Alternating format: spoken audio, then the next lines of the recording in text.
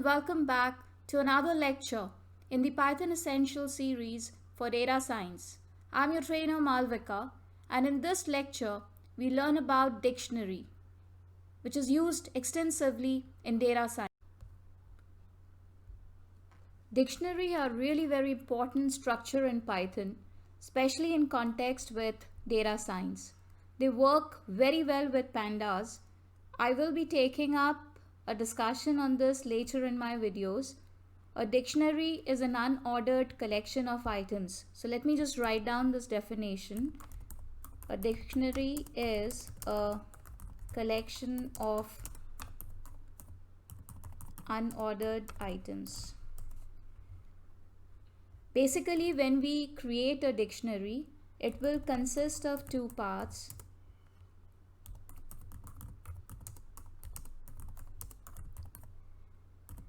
The first part is known as a key, and the second part is known as value.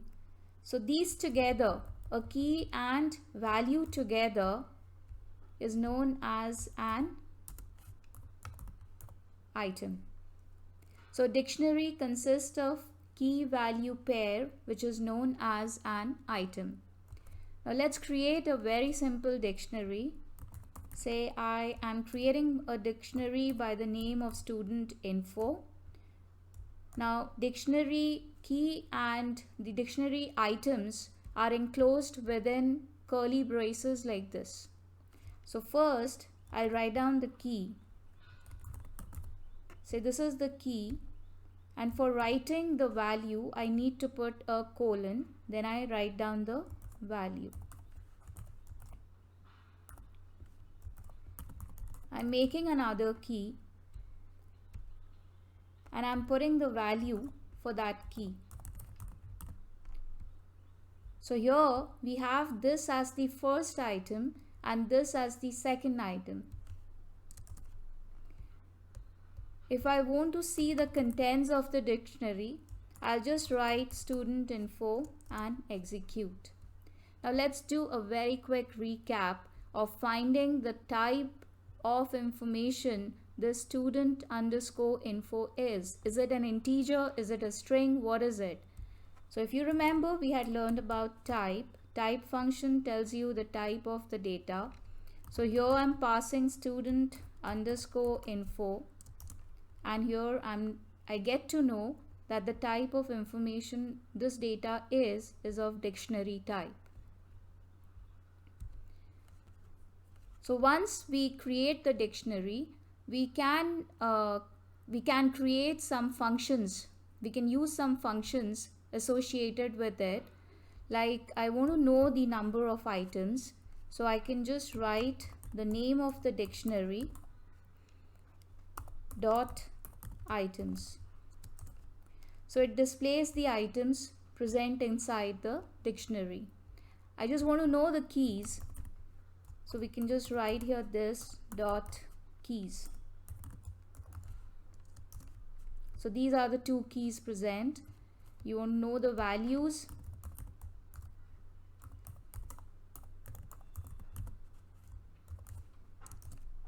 These are the values. If we have two lists and we want to create a dictionary out of the two lists,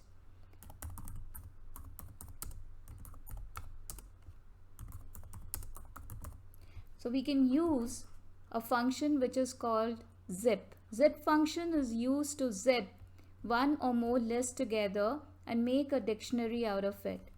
Say I have one list.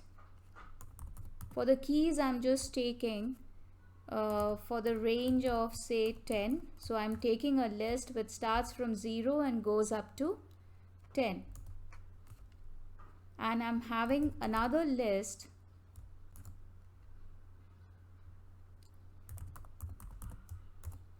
where I just want to store some names.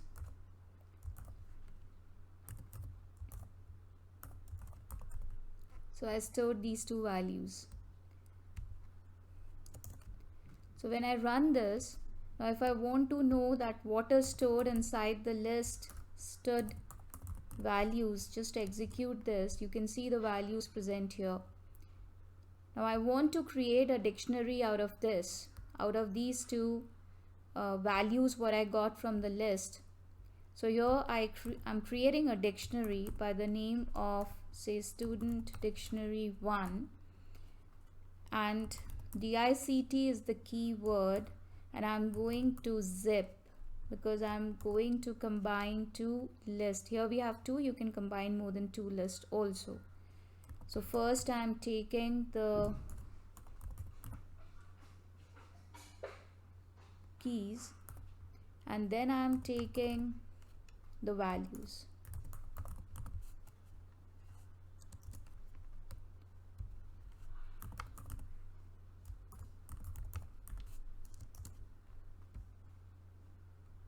So you can see here, like, because we started a range which starts from the 0th position, so the first key which got created was 0 and AB was the value assigned to it. The next one was 1 because we just have two values out here, so this range worked only for two keys. If we had more values here, it would have extended the key values. We could have gone up to 10 keys here. Now if we want to change the value of a key which is associated with a dictionary, so I'll just go again inside the dictionary what we had created earlier, and I want to change for the position 1. I want to put the value there as, say, Mary. So I changed it. Now let's check the changed value. So we can see this value has got changed. What if we want to delete a particular value? So we'll use the keyword del, pass the dictionary name and the index value which you want to delete. Say I want to delete this, and the key value which you want to delete.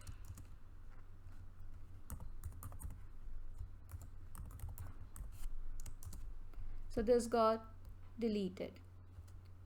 If I want to know what is the length of the dictionary, so I have here an inbuilt function called len where I can pass my dictionary,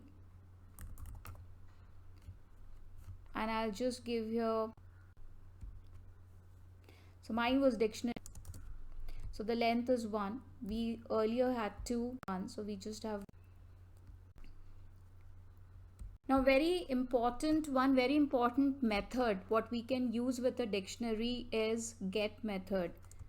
Now this get method is basically used when we are trying to call a key which is not existing inside the dictionary, but we don't want any value to be thrown. Instead, let it just display a default value. So I'll use the same list what we had used earlier, and I'll use the get function.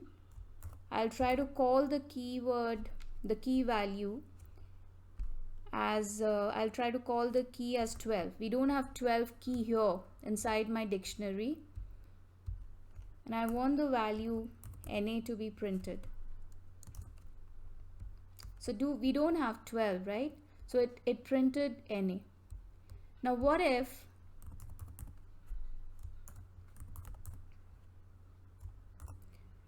we try to call 10? So this was our dictionary 1. Let me change this to dictionary 1. We are trying to call the key 10. See, we got an error. So in order to avoid this error, we had made use of this particular function so that I can place a default value. If this is not found, this particular value is displayed. So you can give any meaningful message also here. We'll discuss a little bit about nested dictionary. What is a nested dictionary? It is basically when we try to call one dictionary inside another dictionary, and we can nest it to many levels as we want. So but just try to restrict it not to nest it to too many levels, otherwise your program gets very complicated. Now how do we nest a dictionary? say we're creating a dictionary called people, where I have the key value as 1, and inside this I'm creating another dictionary where I'm saying name. Now you know this name is a key. I'm giving it a value of John, creating another key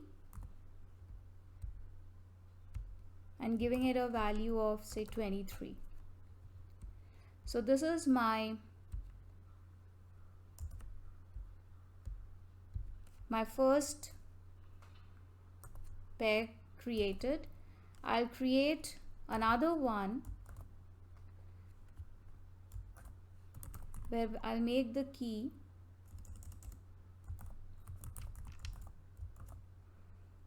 so I'm calling it your name is Mary.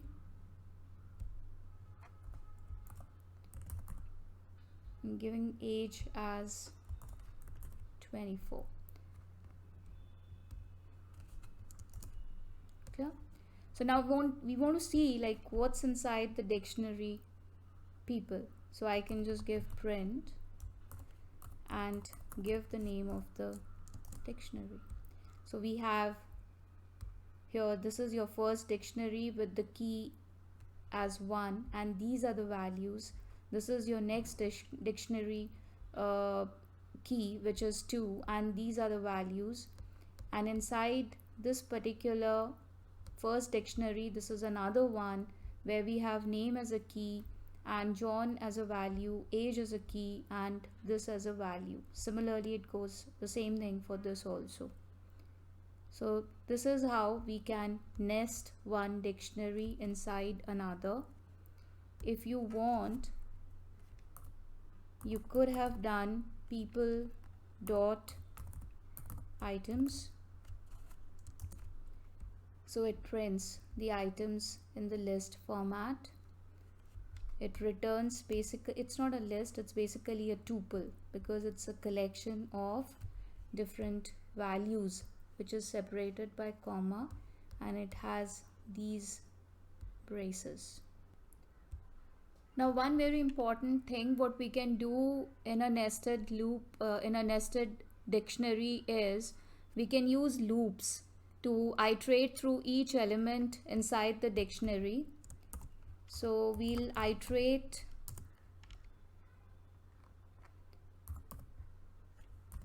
into the nested dictionary and try to access each item from the dictionary.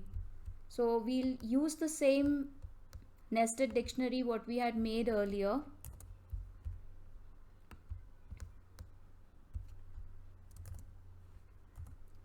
And with the help of a for loop, say I'm making two counters, one is ID and the second is info, and we are passing it inside your dictionary, which is people, and we are going to access each item from the dictionary. So first we are going to print. Now if we use /n, means every line will be printed with a line break. So after every statement we get a new line. So we have here say person ID, and then now this ID is this counter what we have made here. Because we didn't give it an initial value, we didn't mention it's going to start from 0 or what value. By default it will start counting from 1. And next is we have another for loop which is going to access from the print the key. We need a separate and for and the key value. So we can see here the ID started counting from 1. Now in your items, your first got extracted from here John, and the info part of 3 which came here. So this way we got the key respective items inside the dictionary. Now one very important point to remember is Nested dictionaries are unordered collections of dictionaries. We can't do slide.